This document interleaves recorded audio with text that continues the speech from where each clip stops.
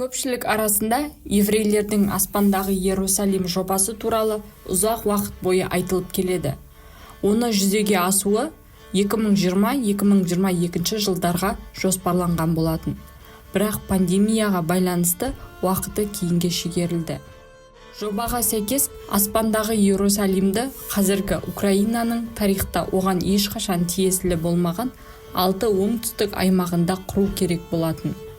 Жаңа отанға Израильден барлығы 6 миллион еврей және Ресейден, ақш пен Европалық одақтан 12 миллионнан астам еврей келеді деп күтілуде. Украинаның күйреуі аумақтың жаңа Израильмен бөлісуі керек деп жоспарланған.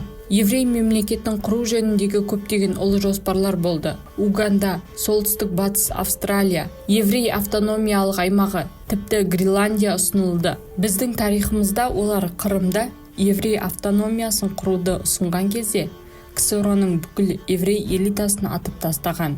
Кейінгі кезде ұлы Украина партиясының жетекшісі Игор Беркут Украинаның оңтүстігін еврейлермен толтыруды ұсынды. Жаңа Иерусалим жобасы. Бұл жоба 3-5 жылдық жоспарға бөлінген деген қауесет бар.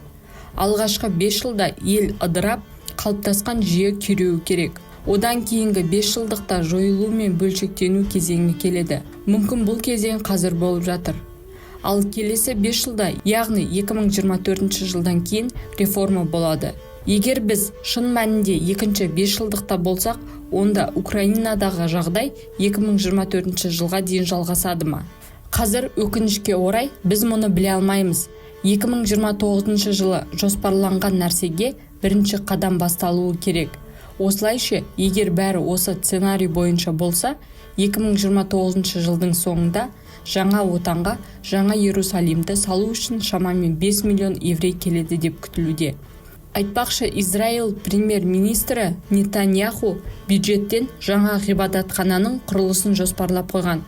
Сондай-ақ кейбір ықпалды адамдардың көмегімен жобаны жүзеге асыруға ықтимал қаржылық және саяси көмек көрсету, еврейлерді қоныстандыруды ұйымдастыру мәселесін де талқылап қойған. Жобаның ауқымдылығына қарамастан, ол туралы еш жерде жарияланбаған. Оны кейде қастандық теориясы деп те қарастырады. Бұл туралы барлық бұқаралық ақпарат құралдары үнсіз. Олар бұл туралы шағын ортада ғана айтады. Жобаның жүзеге асырылуы туралы ақпараттың барлығы дерлік оның атқарушы директоры Игор Беркутпен ұсынылған. Швейцария 25 миллион евро көлемінде қаражат бөлгені белгілі. Жаңа Иерусалим жобасы 2017 жылдың басында басталды. Жаңа Иерусалимде 2 астана құру жоспарлануда. Біріншісі саяси және іскерлік орталық. Қазіргі Днепропетровск қаласында орналасады және жобаға сәйкес жаңа Иерусалим деп аталады. Одесса деп аталатын екінші мәдени орталық болады деп жоспарлануда. Соңғы кездері украиндар мен еврейлер бір халық деген ұғымды жиі естіп келеміз. Украин, Израиль бір халық, бір тағдыр. Шын мәнінде солай ма? Тарихты еске түсірсек, қазіргі уақытта не болып жатқандығын түсінеміз. 1937 жылдары елдің басшылығының 4/3 бөлігі еврейлерден құралған болатын. Сталиннің арқасында соғыстық барысында орыстарды және Ресей аумағында тұратын басқа халықтарды өлтірген сатқындар мен қанішерлер жойылды. Екінші дүниежүзілік соғыстан кейін сионистерді жою жұмыстары жалғасты. Сталинді өлтірген кезде КСР халықтарына көп нәрсе қауіпті болды. Еврейлер өздерінің қасиетті кітаптарының нұсқаулықтарын көбейтіп тарата бастады. Иуда масондық қастандықтарда хаттамалар өте маңызды рөл атқарды. Осылардан кейін олар үкімет билігіне еніп, басқа ұлттарды өз бақылауына алды. Сіз өміріңізде бір рет болсын шыншыл әрі тура жолдағы еврейді көрдіңіз бе? Сол кезде американдықтар мен еврейлер бірікті. Хрущев 1942 жылы Харков маңында фашистердің Сталинградқа Еділ бойына жол ашу үшін ең ірі әскери апат ұйымдастырды. Олар Сталинградты басып алғаннан кейін Турция мен Жапонияда соғысқа кірісе бастады. Хрущев КСР-ның ыдырауында үлкен рөл атқарды және еврейлерге көмек көрсетті. Ол ұзақ уақыт бойы британдықтарға қызмет етті. Содан кейін еврейлермен бірге американдықтар мен ағылшындарға Сталинге табынушылықты әшкерелеуге көмектесті. Хрущев еврейлерге көмектесе отырып, кеңес одағы мен социалистік жүйеге жаулардың еніп кетуіне жол берді. Әрине олар социализм құрылысы мен дамуының алға жылжуын тездетсе немесе бәсеңдетсе де, оның мәні өзгеріссіз қалды. КСРО-да барлық табиғи ресурстарға мемлекеттік меншік болды. Түрлі зауыттар мен тұрғын үйлер, фабрикалар болды. Көптеген адамдар өздерінің жеке меншіктеріне ие болды. Тұрғын үй, денсаулық сақтау ұйымдары жоғары деңгейде болды. Білім әлемдегі ең үздіктердің бірі болды. Социализм кезінде ел байлығының барлығы немесе басым бөлігі азаматтардың шағын тобына немесе елді мекендейтін ұлттардың біріне тиесілі болуына жол бермейтін. Оның үстіне социализм әлеуметтік әділеттілік пен теңдік қоғамы болды. Бірақ еврейлер үшін бұл жай ғана трагедия. Социализм еврейлер үшін емес екендігін Сталин кезіндегі қуғын сүргінмен байланыстыруға болады.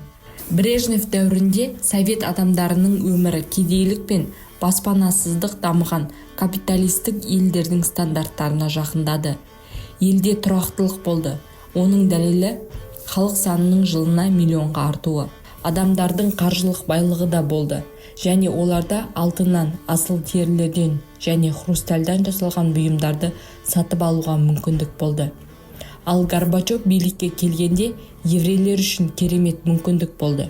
Өйткені Горбачев коммунизмді жоюды армандады. Барлық сталиншілерді ішкі істер министрлігі және коммунистерді таратқан Юрий Андропов деген еврейдің көмегімен КСРО-ның ыдырауын жүзеге асырды. Кейін олардың орнына Яковлев пен Эльчин сияқты сатқындарды қойды. Еврейлер үшін алтын кезең басталды. Олар кеңестік тарихты басты нысан болған барлық ақпарат құралдарын, баспалар мен телеарналарды басып алды. Олар Горбачевті де, Ельцинді де биік көтерді. Кейін шахталар, металлургиялық зауыттар мен фабрикаларды кепіл аукционында сатуды бұйырды. Және осы аукциондар арқылы еврейлердің американдық және британдық ақшасының нақты құнының 3%-ына пайдаланып, еврейлер мұнай кен орындарының, алюминий және басқа да зауыттардың иелері болды. Осылайша еврейлер біршама бай бола бастады. Ал орыс халқы 1992 жылдан бастап жыл сайын миллионға жуық адамға қырылып, қайыршылар қатары тола бастады. Халықтың өмір сүруі қиындап, жалақы мен зейнетақы алудан қалды. Тауарлардың тапшылығы пайда болды. Азық-түлік талондарын енгізді. Сондай-ақ осы ретте бір сұрақ туындайды. Неге Ресейде қалаларының мері, облыс басшылары мен министрлері еврейлер? Сонда болашағы зор, күшті орыс халқы қайда? Міне достар, бұл шығарылым соңына жетті. Әлемде қандай да бір өзгеріс немесе жоспарлар болса, бейбіт жолмен болса екен. Еліміз аман болсын, халқымызда тек бейбіт заман болсын. Бұл еврейлер мен орыстар туралы сіздің ойыңыз қандай? Астына өз пікірлеріңізді жаза отырыңыз. Қазақ тілді контентке қолдау көрсетіп, арнаға тіркеліп, лүпіл басуды ұмытпаңыз. Келесі шығарылымда кездескенше сіздермен болған Әсия.